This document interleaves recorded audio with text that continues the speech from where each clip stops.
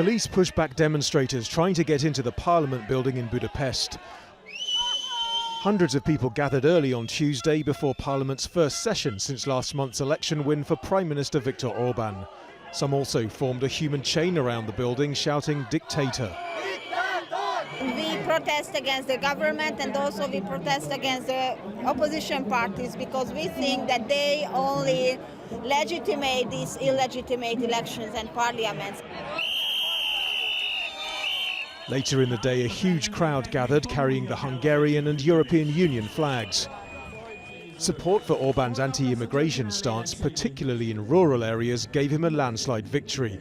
But his opponents call his win illegitimate because of changes he brought in, redrawing district boundaries and extending citizenship and voting rights to ethnic Hungarians in neighbouring countries. 133 of the 199 members of parliament taking the oath come from Orban's Fidesz party and its small ally, the Christian Democratic People's Party. For Orban, approval by the chamber, expected on Thursday, is a formality, meaning he'll serve a third term in a row, his fourth in total as premier. The voters made a decision about who should govern the country and who should play the opposition role. Everyone must respect the decision of the voters. This is the basic rule of democracy. But Orban also has just the two-thirds majority that allows him to amend the constitution unchallenged. He's promised an amendment giving Parliament the final say over any efforts to settle foreigners in the country and a law imposing a 25% tax on foreign donations to civil society groups that support immigration.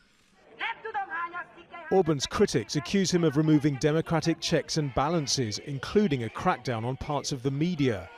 But his economic policies have put Hungary on track for economic growth of 4%. Add a divided opposition into the mix, and it's unlikely that these protests will dent Viktor Orban's popularity. Nadim, Al Jazeera.